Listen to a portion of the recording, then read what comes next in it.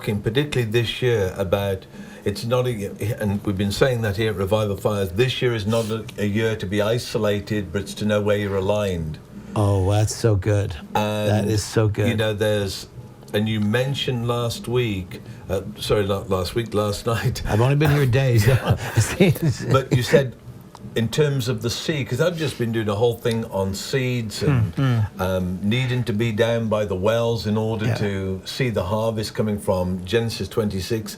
But you also brought in last night about seeds and knowing the seeds for the season, because it's not just every seed you can just go throwing them around in the ground. No, and I think, you know, the season, if you're planting a seed in the natural, the seasons are very important. You don't plant, certainly in Canada, you don't plant in the wintertime as you would in the summer, or you plant inside or whatever. But then I think, you know, where you plant is so important. Because I know people that are saying, well, okay, there's a principle, I got to sow, I got to give. And so they just give it wherever. And then they say, why didn't I get a harvest? Well, it's like they take this good seed in the right season and they throw it out on the road. Yeah. It doesn't. You can't do that. You got to be very selective. Like right now, our ministry and personally, we are sowing more than we've ever sown in our life. We're having so much fun because we can't keep up with it because we're living in constant harvest. But we're so careful where we sow. You know, today I got several inquiries. Could you help me with this? Could you give us money for this? And you know, God bless them. But I'm thinking, we got to be very careful where we put our seed. We really do. But it's important. People right now, if they know the season it is, and sometime this weekend I'm going to be talking about this, that they're going to do some pretty, what would consider radical things.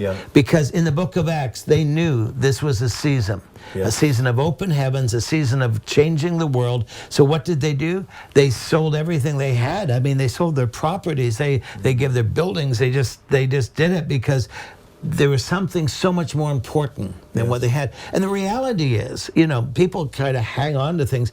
I mean, they're going to give everything away.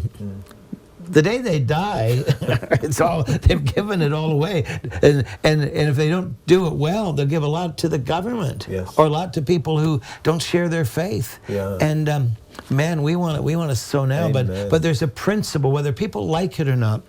There's a principle, and it's a, you know, people say, I don't believe it. It doesn't matter. I mean, you know, you can meet somebody on a cliff and say, I don't believe in gravity. Well, it doesn't matter.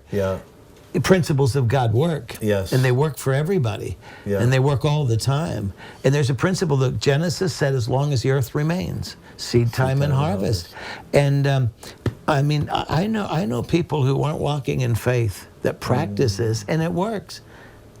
They just plant. They plant. I mean, I've got a couple of people that are related to me that sow into our ministry and tell me about the blessing they get. Now that might offend some people, but I think it just works. And if there's ever been a time, I mean, I don't know what people are waiting for, you know, so I'm going to wait for a better time. Well, I think this is it. Amen. I think this is it.